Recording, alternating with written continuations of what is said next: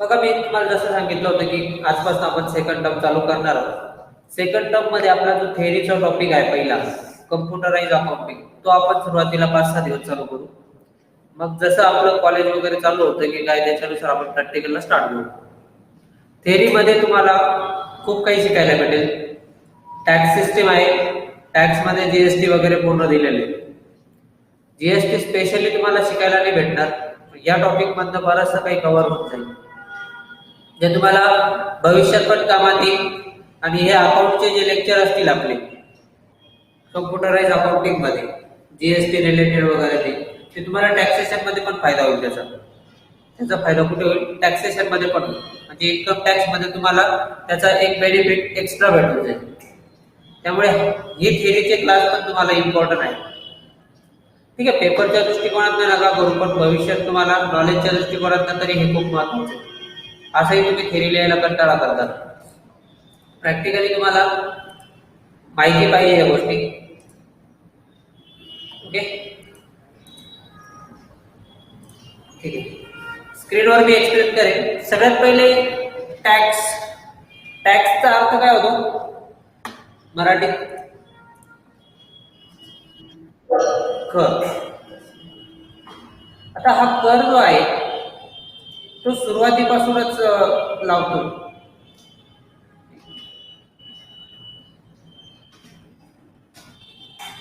बघा, हा जुन्या काळात जरी बघितलं, म्हणजे टॅक्स सिस्टीम जी आहे ती आत्ताची नाही, ती आत्ताची नाहीच आहे, पूर्वीपासूनच लागत आलेली। म्हणजे बघा, ज्यावेळेस आपल्याकडे राजे महाराजे होते, हे लोक सुद्धा टॅक्स लावायचे। आणि हे टॅक्स कोणावर लावायचे? लोकांवर। हे लोकांवर लावायचे, म्हणजे सर्वसाधारणपणे कोणावर लागतात? पीपल। कोणावर? पीपल। ते लोक इन्कम कमवतात, काय करतात? इन्कम कमवतात आणि त्यांचं घर चालवतात। त्यांचं काय करतात? ते घर चालवतात त्या इन्कम पासून। आणि घर चालवून जो बॅलन्स पैसा असेल, त्याच्यातून काहीतरी अमाऊंट कोणाला द्यायची असते? आपल्या सुरक्षेसाठी, आपल्या सोयी सुविधांसाठी गव्हर्नमेंटला द्यावी लागते। कोणाला द्यावी लागते? गव्हर्नमेंट। त्यावेळेचे गव्हर्नमेंट कोण होते? किंग्स। आणि आत्ताचे कोण आहेत? गव्हर्नमेंट। आता गव्हर्नमेंट मध्ये पण 2 प्रकार आहेत। किती प्रकार आहेत गव्हर्नमेंट मध्ये? 2। कोणते कोणते?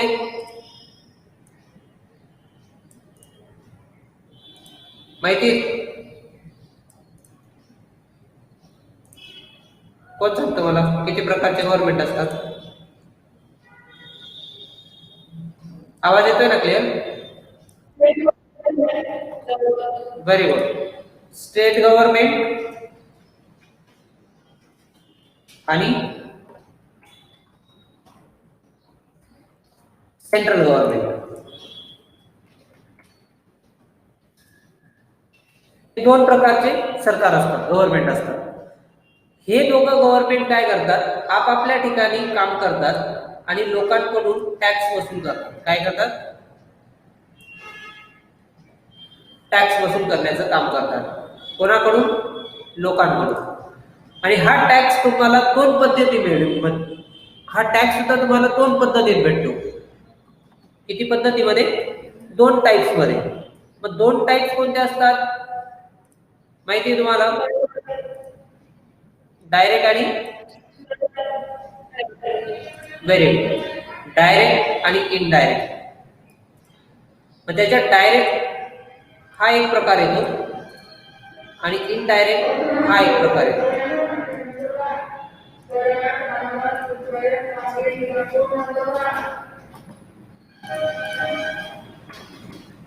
इनडायरेक्ट जो डायरेक्ट टॅक्स आहे तो तुमच्या इन्कमवर डिपेंड करतो। कशावर डिपेंड करतो? इन्कमवर। म्हणजे तुम्ही जे वर्षभरामध्ये पैसा कमवला त्याच्यावर डिपेंड करतो। म्हणजे सपोज तुम्हाला काहीतरी लिमिट दिलेलं असतं गव्हर्नमेंटने, ते लिमिट मी पुढे सांगेलच तुम्हाला. पण जो उत्पन्न तुम्ही वर्षभरामध्ये कमवतात, जो पैसा तुम्ही वर्षभरामध्ये कमवतात, त्याच्यावर लावलेला टॅक्स हा कोणता असतो? डायरेक्ट टॅक्स असतो. मग इनडायरेक्ट टॅक्स कोणता येऊ शकतो? इनडायरेक्ट टॅक्स येतो तुमच्या वस्तू आणि सेवांवर. वस्तू आणि सेवा म्हणजे गुड्स अँड सर्व्हिसेस.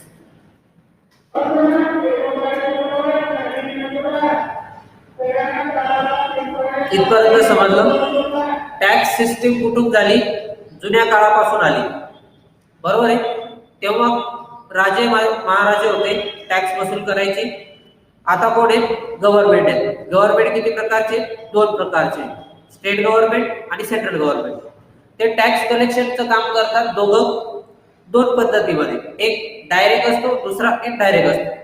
डायरेक्ट हा तुमच्या इन्कमवर डिपेंड करतो आणि इनडायरेक्ट तुमचा गुड्स आणि सर्व्हिसेसवर असतो, बरोबर आहे. आता जो डायरेक्ट टॅक्स आहे, तो डायरेक्ट टॅक्स हा स्पेसिफिक लोकांनाच असतो. हा स्पेसिफिक लोकांनाच असतो, म्हणजे लिमिट असतं याला, लिमिटेड लोकांना असतो. आणि हा मात्र सगळ्यांना असतो.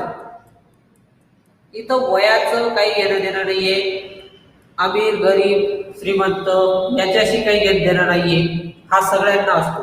पण हा मात्र लिमिटेड लोकांना असतो. तो म्हणजे ज्या लोकांचा इन्कम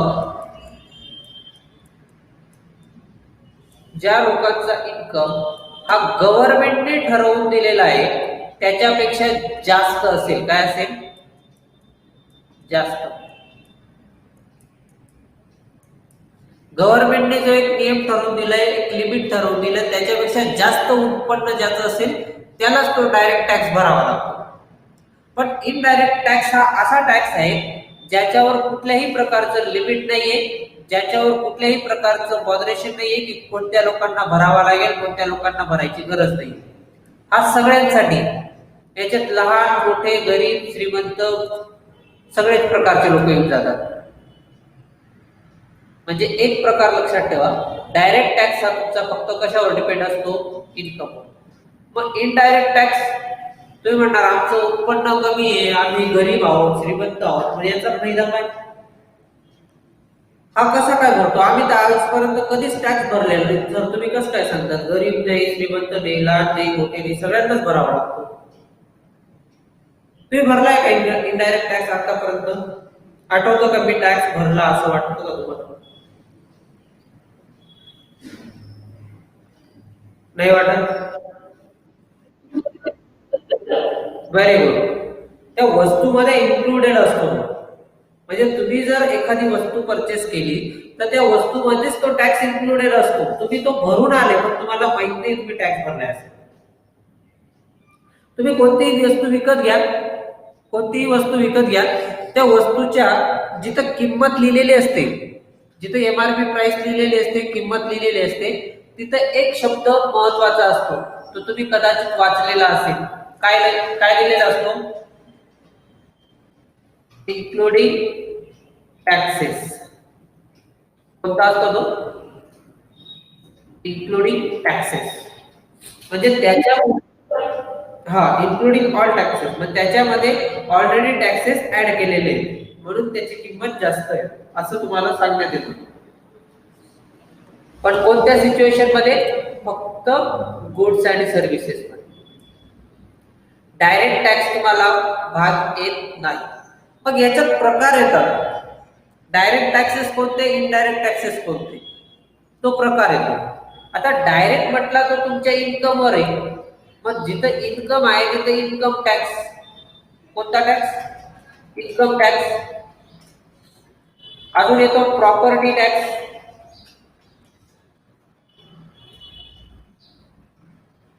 अजून येतो gift tax, corporate tax, wealth tax. अजून कोणता येईल सांगा बरं? इस्टेट ड्युटी,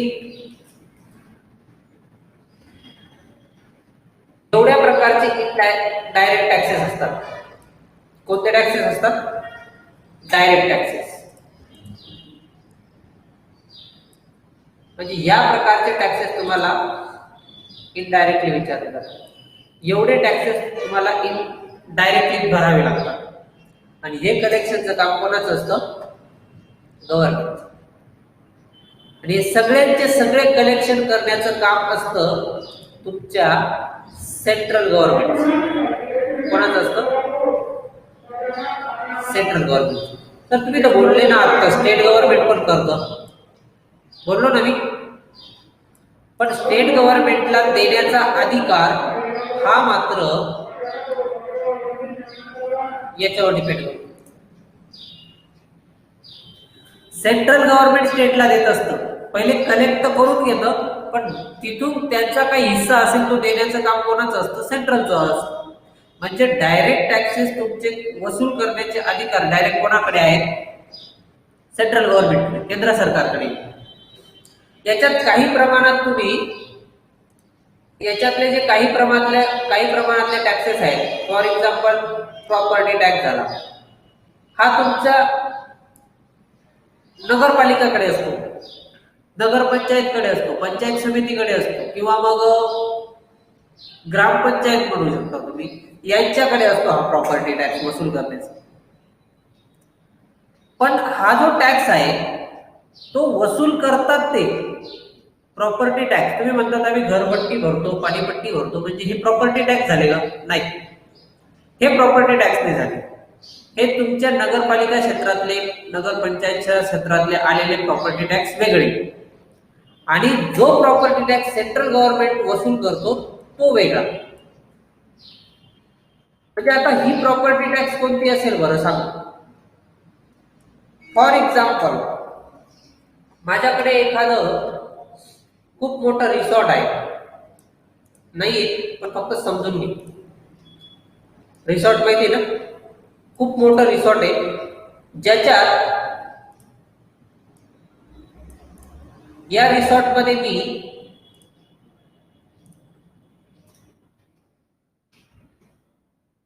सर्व 5 स्टार काय देतो? सर्व्हिसेस देतो.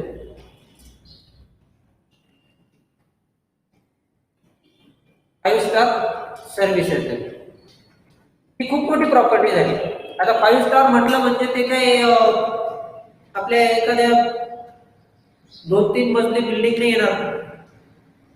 ही खूप मोठी बिल्डिंग तयार होते, याची जबाबदारी पण गव्हर्नमेंटकडे असते. मग याच्यावर जो टॅक्स लागेल, याच्यावर वेगळा टॅक्स लागतो, तो म्हणजे प्रॉपर्टी टॅक्स. ही माझी एक प्रकारची मोठी प्रॉपर्टी झाली. लँड, लोकांकडे शेकडो एकर जमीन असतात. आपण शेती करतो ती जमीन नाही, शेकडो एकर जमीन असतात, ज्याच्यामध्ये फक्त आणि फक्त टुरिझम वगैरे असे काही कामं चालतात, किंवा मग कन्स्ट्रक्शन वगैरेचे कामं तिथं करू शकतात ते, अशा लँड असतात. किंवा मग तुम्ही याचं नाव ऐकलं असेल कदाचित, काय म्हणतात त्याला, मला आता ऍक्च्युली नाव आठवत नाही त्याचं.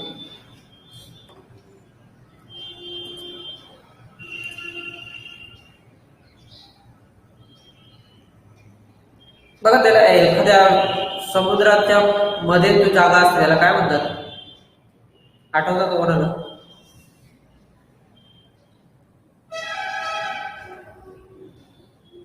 बरं आठवत नाही, नंतर सांगतो. आवाज येतोय ना तुम्हाला? अश्विनी आवाज येतोय का माझा? मध्ये मध्ये सांगत चला बरं, आवाज गायब होतो. म्हणजे प्रॉपर्टीवर पण टॅक्सेस कलेक्ट करण्याचं काम सेंट्रल गव्हर्नमेंटचं असतं. ती प्रॉपर्टी कोणत्या क्षेत्रात येते त्यावर पण डिपेंड करतं, आणि त्याच्यानुसार ते कलेक्शन करून घेतात. आता इनडायरेक्ट टॅक्सेस म्हणून, डायरेक्ट टॅक्सेस समजले तुम्हाला काय काय असतात? इथपर्यंत काही डाऊट? इन्कम टॅक्स हा सेपरेटली भाग आहे आपल्याला शिकायला, पूर्ण सेपरेट चॅप्टर आहे. चॅप्टर म्हटल्यापेक्षा टॉप सब्जेक्टच आहे नवीन.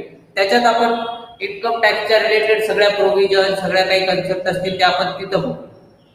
हे जे टॅक्सेस येतात हे तुमच्या डिपेंड करतं की तुम्ही किती प्रकारच्या वस्तू घेतात. आता गिफ्ट टॅक्स जो आहे, गिफ्ट टॅक्स हा तुमचा इंडिव्हिज्युअल असतो. तुम्ही तुमच्या एखाद्या मित्राला दिलेलं गिफ्ट त्याच्यावर टॅक्स नाही लागत, बरोबर आहे ना, त्याच्यावर टॅक्स नाही लागणार. पण जर तुम्ही त्याच मित्राला खूप महागडी वस्तू दिली तर त्याच्यावर टॅक्स लागेल. मग त्याला लिमिट आहे, 50,000च्या पुढेचं लिमिट आहे. 50,000च्या पुढची वस्तू तुम्ही गिफ्ट देत असाल तर तुम्हाला टॅक्स लागतो. आता तुम्ही मागे ऐकलं असेल बघा, अनिल अंबानीने त्याच्या वाईफला 400 करोडच्या डायमंडची गाडी गिफ्ट केली होती. कितीची? 400 करोडची. आता 400 करोड म्हणजे छोटी गोष्ट आहे का? आपली 1 करोड जमवायला किती वेळ लागून जातो, ते 400 करोडचं गिफ्ट देते. म्हणजे 400 करोडची मोठी प्रॉपर्टी झाली, मोठं गिफ्ट झालं, तर त्याच्यावर टॅक्स सेपरेटली लागतो. त्याच्यावर काय झालं? टॅक्स सेपरेटली लागतो. मग त्याचा टॅक्स पण त्या गव्हर्नमेंटला किती मिळाला असेल विचार करा तुम्ही. 400 करोडची प्रॉपर्टी, त्याच्यावर 10% बी टॅक्स लावला तरी किती? 40 करोड रुपये तो तुझा टॅक्स भरतोय. आपला विचार करण्याच्या पलीकडे येते. म्हणजे गव्हर्नमेंटकडे पैसा जो येतो तो टॅक्स सिस्टीम मध्ये येतो. आपल्याला जे या सोयी सुविधा भेटतात, रस्ते झाले, आपली सिक्युरिटी झाली, जे गव्हर्नमेंट एम्प्लॉईला काम करतात त्यांना दिलेला पैसा झाला, किंवा आपल्या भागामध्ये काही नुकसान झालं आपल्याला गव्हर्नमेंटकडनं पैसा भेटतो, मदत भेटते. आपण म्हणतो ना गव्हर्नमेंटने पैसे दिले, गव्हर्नमेंटकडनं हे मिळालं. गव्हर्नमेंटने फुकट नाही दिलं आपल्याला, गव्हर्नमेंटने आपल्याकडून आधी घेतलेलं आहे. बघ, आपल्याकडे शेतीचा भाग येतो, शेतकऱ्यांना नुकसान होतं, बरोबर आहे.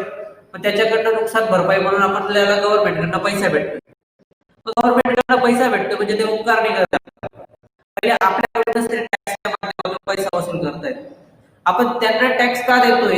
आपल्याला सिक्युरिटी मिळावी, भविष्यात आपल्याला काही नुकसान झालं तर ते भरपाईचं काम कोणाचं आहे?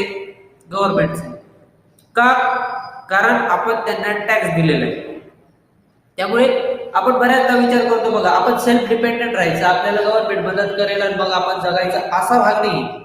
ठीक आहे, तुम्ही आत्मनिर्भर बनू शकता, सेल्फ डिपेंडेंट राहू शकता, पण काही ठिकाणी त्यांची रिस्पॉन्सिबिलिटी आपली, त्यांनी सिक्युरिटी घेतलेली, ते आपल्यावर हजारो करोड रुपये खर्च करू शकतात.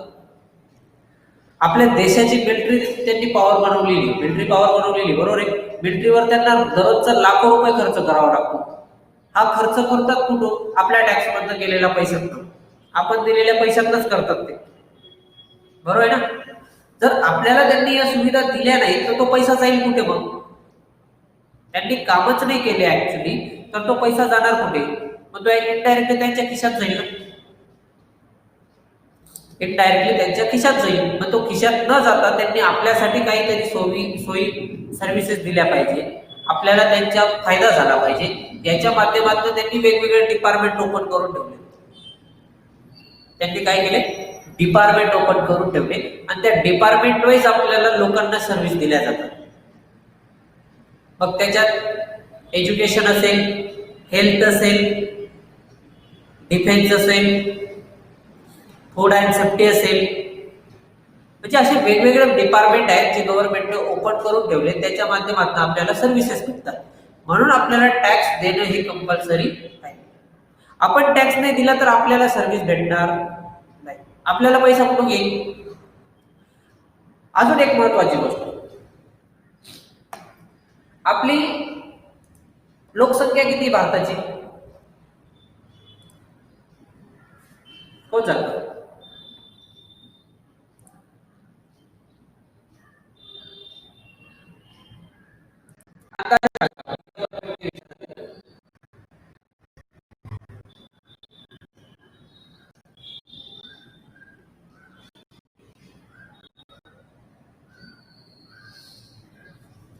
आवाज येतोय ना विनीता? आवाज येतोय का माझा?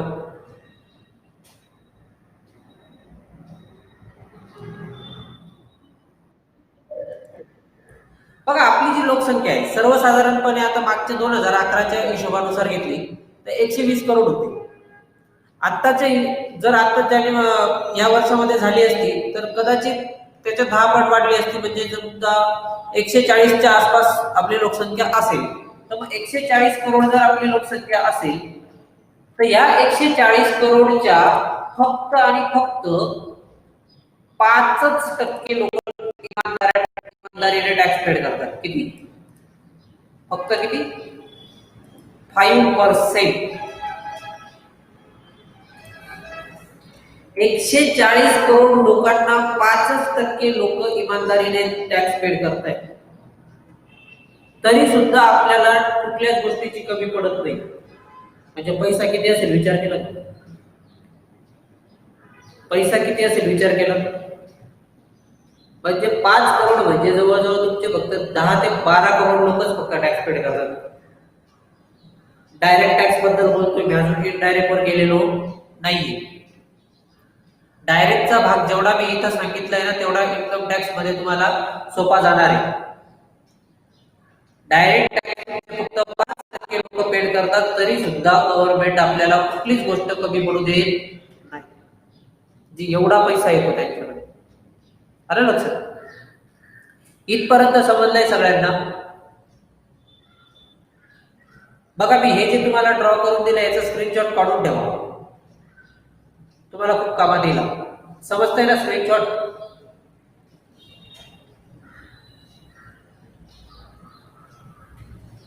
याच्यावर समजून जाईल ना नंतर थोडं बघितलं तरी? नाही समजणार? निकिता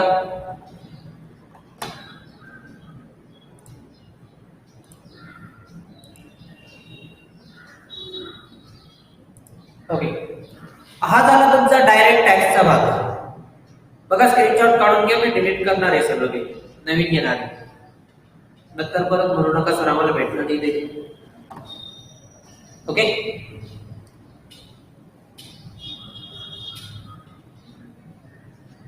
दुसरी गोष्ट येते याच्यात इनडायरेक्ट टॅक्स. डायरेक्ट मध्ये कोणाला काय डाऊट?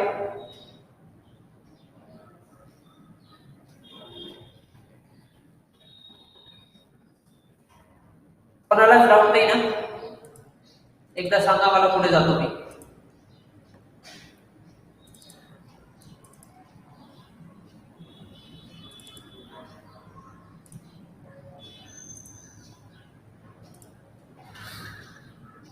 ठीक आहे मग चला.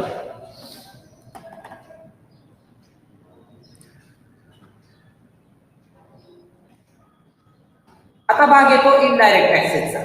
डायरेक्ट बघितलं आपण, आता इनडायरेक्ट बघू. Indirect taxes. आता हे इनडायरेक्ट टॅक्सेस असे टॅक्सेस आहेत जे आपल्याला दिसत नाही, पेड करावे लागतात. दिसत नाही पण द्यावे लागतात.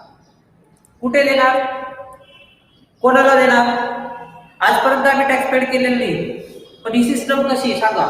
तेच सांगतोय. ही सिस्टम कशी, टॅक्स पेड करण्याची सिस्टम कशी बघा. समजा तुम्ही एखादा मोबाईल घेतला, समजा काय घेतला? हा मोबाईल आहे, सेलफोन.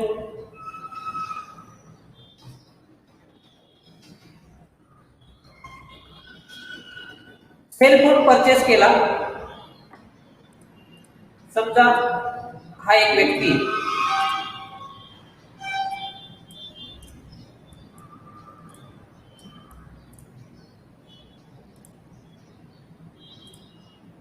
छान असा हा व्यक्ती, याने काय केला?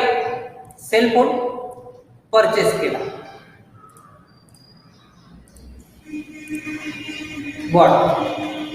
बरोबर? आणि त्याची किंमत आहे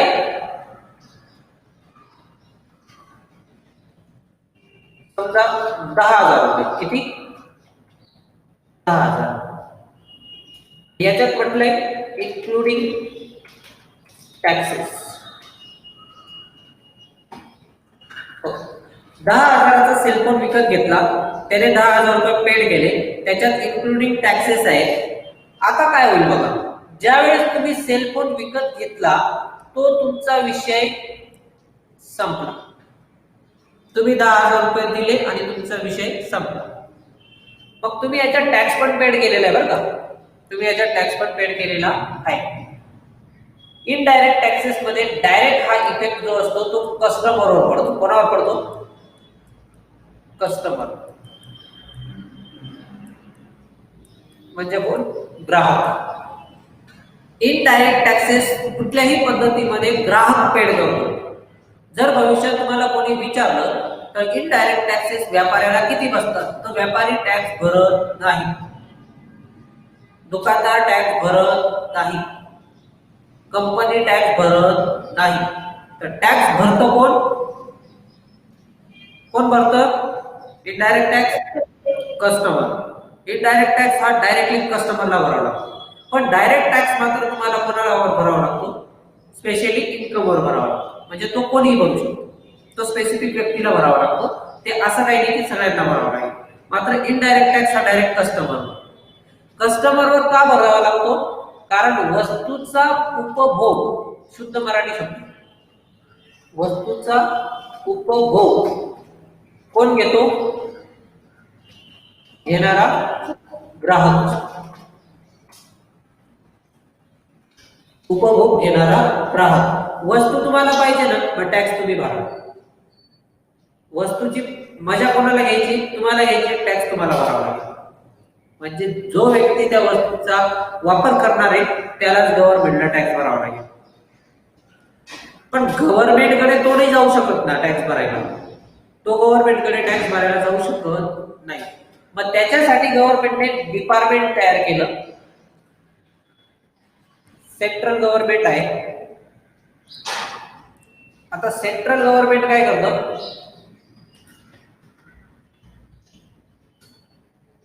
क्रिएट डिपार्टमेंट्स. डिपार्टमेंट तयार करताना गव्हर्नमेंट काय करतं? एक टॅक्सचं डिपार्टमेंट तयार करते. Indirect taxes.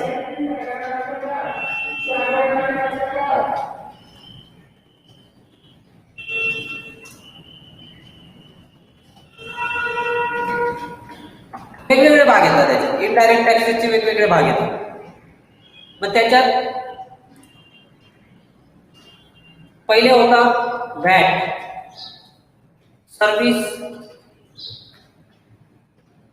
Service tax, sales tax,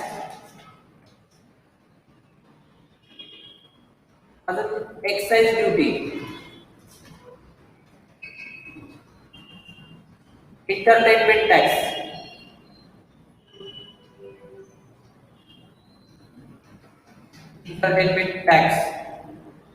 custom duty,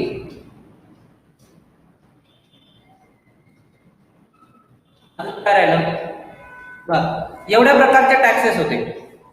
एवढ्या प्रकारचे टॅक्सेस गव्हर्नमेंटने काय केले होते? इनडायरेक्ट टॅक्सेस मध्ये बनवून घेतले.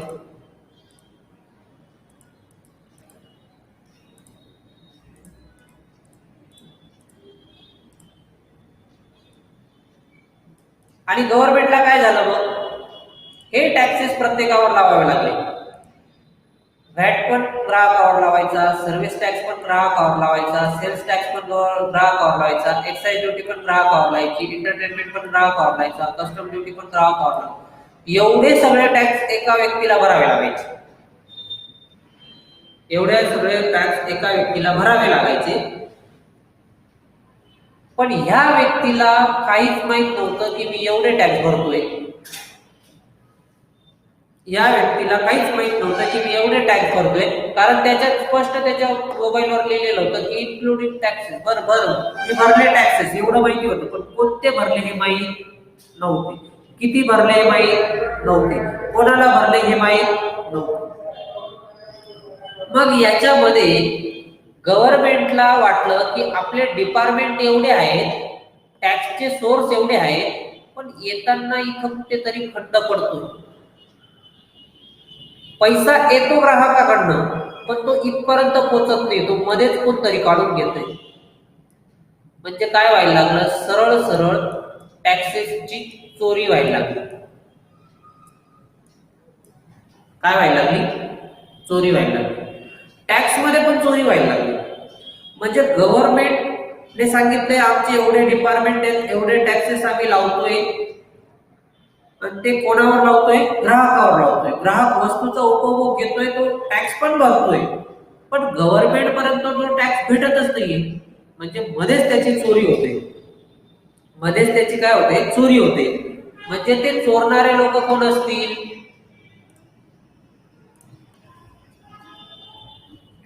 व्यापारी. कोण असतील? व्यापारी, दुकानदार, कंपनी,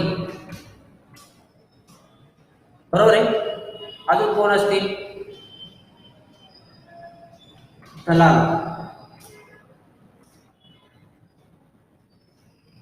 हे लोक टॅक्सची चोरी करायला लागले. हे लोक काय करायला लागले? टॅक्सची चोरी करायला लागले. आणि हे गव्हर्नमेंटच्या लक्षात आलं. या लोकांनी चोरी करायचं सुरू केलं. कारण यांची जबाबदारी असते, यांची जबाबदारी असते की जर तुम्ही सरकारकडून, जर तुम्ही ग्राहकाकडून टॅक्स घेतलेला आहे, टॅक्स घेतलेला आहे, तर तो गव्हर्नमेंटला या डिपार्टमेंटमध्ये पेड करावा लागतो. या डिपार्टमेंटमध्ये पेड करावा लागतो. कलेक्ट,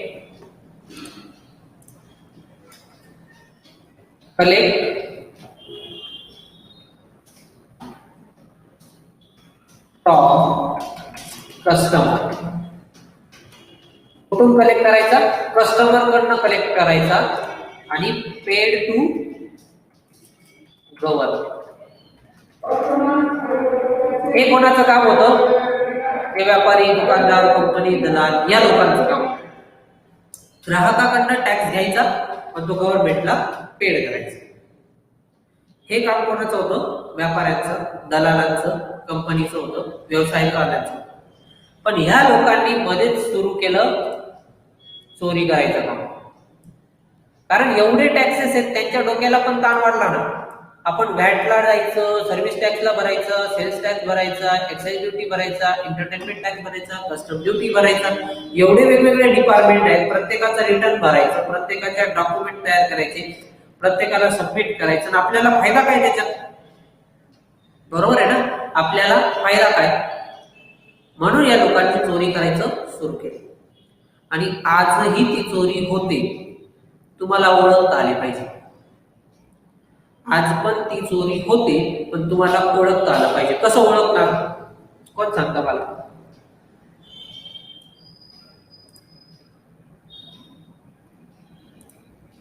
सांगता येईल कोणाला कशी चोरी होते?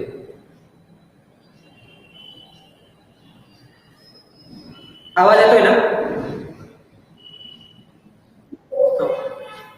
चोरी आज पण होते.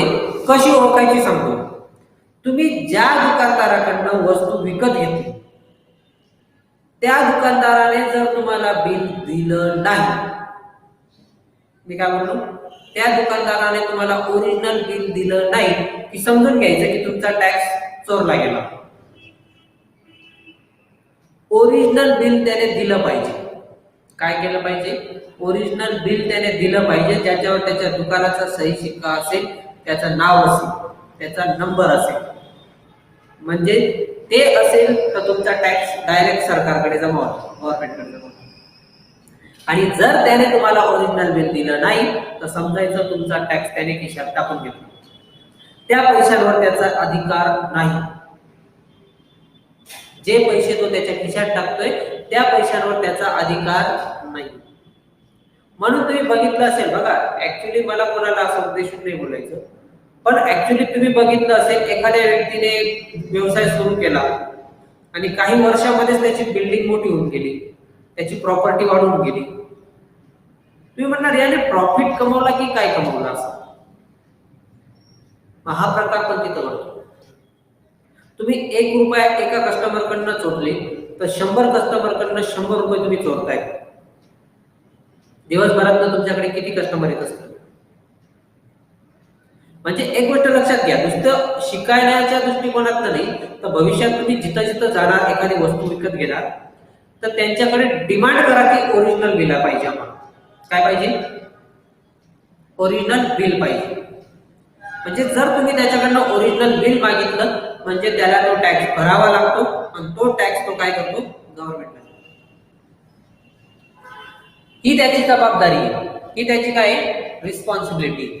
तो जो कस्टमर कडनं कलेक्ट करतोय तर पेड करणं सुद्धा त्याची रिस्पॉन्सिबिलिटी आहे. आलं लक्षात? कारण त्याला कुठल्याही प्रकारचा टॅक्स हा घरातून द्यायचा नाही.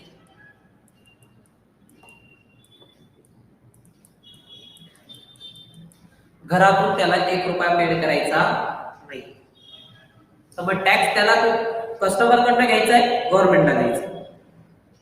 सीधं असं लक्षात घेतलं तुम्ही की मी तुम्हाला जे सांगितलं की तुम्ही इन्क्लुडिंग टॅक्स म्हणजे टॅक्स पेड केला, पण तो टॅक्स पेड करताना तुम्ही कोणाकडे पेड केला?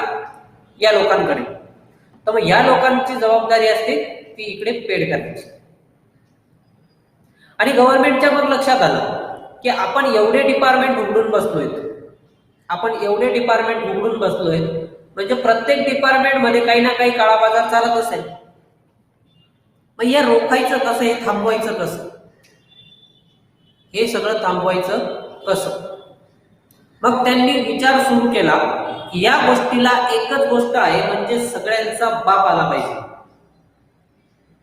काय बोललो मी? सगळ्यांचा बाप आला पाहिजे, हे सगळे हाकलून द्यायचे. म्हणजे हे जे टॅक्सेस आहेत ते सगळे आपण काय करायचे? काढून टाकायचे. मग टॅक्सेस घ्यायचा नाही का? नाही, टॅक्स तर घ्यावा लागेल, पण हे पण काढून टाकायचे. मग त्यांनी विचार केला आपण एक असा टॅक्स आणायचा जो या गोष्टीला आळा घालू शकतो, यांचं पण सगळं बंद करू शकतो चोरी करण्याचं, आणि आपला ताण कमी होईल, यांचा पण ताण कमी होईल, कोणाचा? व्यापारी, दुकानदार, कंपनीदार, या लोकांचा पण ताण कमी होईल. कारण प्रत्येक डिपार्टमेंटला जावं लागतं ना. प्रत्येक डिपार्टमेंटला वेगवेगळ्या तारीख असतात, वेगवेगळ्या तारखेला वेगवेगळा टॅक्स पेड करायचा, एवढी फाईल मेंटेन करायची, एवढी कागद सांभाळून ठेवायचे, यांचा पण ताण वाढतोय. मग गव्हर्नमेंटने ठरवलं की याच्या सगळ्यावर एकच उपाय असा काढू जो सगळ्यांच्या गोष्टी क्लिअर करेल, म्हणजे ज्याच्यात गव्हर्नमेंटला प्रॉफिट होईल, या लोकांनाही फायदा होईल, आणि सगळ्यात महत्वाचं म्हणजे या व्यक्तीला त्याचा जास्त त्रास होणार नाही. कारण याला माहिती नाही ना टॅक्स कोणता भरतोय, ते किती भरतोय ते यालाच माहित नाही. याला पण माहिती झालं पाहिजे. याला म्हणजे कोण? ग्राहक. कोण? ग्राहक. त्याचा फायदा झाला पाहिजे. तो टॅक्स भरतोय तर त्याने व्यवस्थित भरला पाहिजे, त्याला प्रॉफिट झालाच पाहिजे. तर या हिशोबाने गव्हर्नमेंटने एक टॅक्स लॉन्च केला ज्याचं नाव आहे GST. कोणता लॉन्च केला? GST. इथपर्यंत मी तुम्हाला स्टोरी सांगितली, GST कसा जन्माला आला. इथपर्यंत सगळ्यांना समजलं का?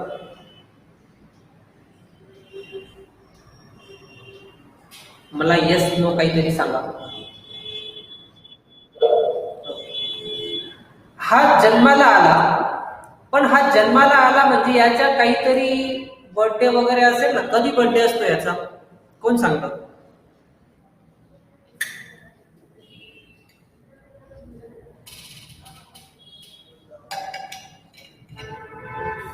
GSTचा वाढदिवस कधी असतो? बरं, जन्म कधी झाला ते सांगा. एखादी तारीख अंदाजे सांगा.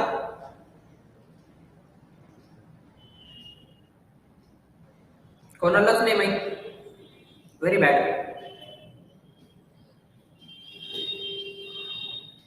कमेंट बघून तुझ्या कोणी कमेंट केलंय? ब्लॅक मनी. ओके, ठीक आहे, मी सांगतो. पण मी जी तारीख सांगतो ती तारीख पक्क्या तुमच्या मेमरीमध्ये सेव्ह करून ठेवा.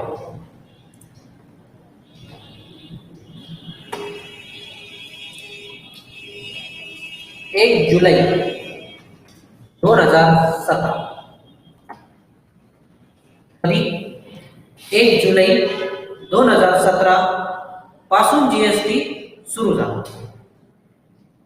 आणि त्या दिवसापासून भारतामध्ये जीएसटी हा एकमेव टॅक्स उरलेला आहे गुड्स आणि सर्व्हिस टॅक्सेस मध्ये.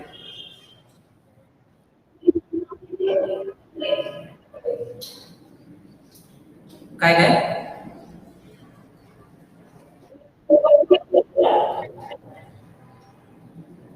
जीएसटी माहिती होता तुम्हाला? मी जेवढं काही सांगितलं ते माहिती होतं.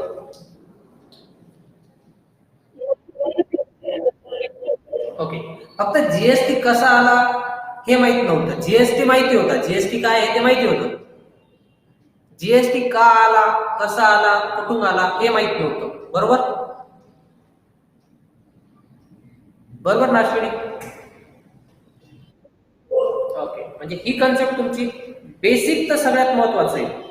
जीएसटी माहिती आहे, सगळ्यांना माहिती आहे. जीएसटी आज तुम्ही 5वीच्या मुलाला विचारलं तरी सांगू मी जीएसटी काय टॅक्स असतो तो. ओके, कशावर असतो तो? काय गुड्स अँड सर्व्हिसेस. अरे मग तो आला कुठून ते पण महत्वाचं आहे. आलं लक्षात? तर याचा लॉंग फॉर्म काय होतो जीएसटीचा? गुड्स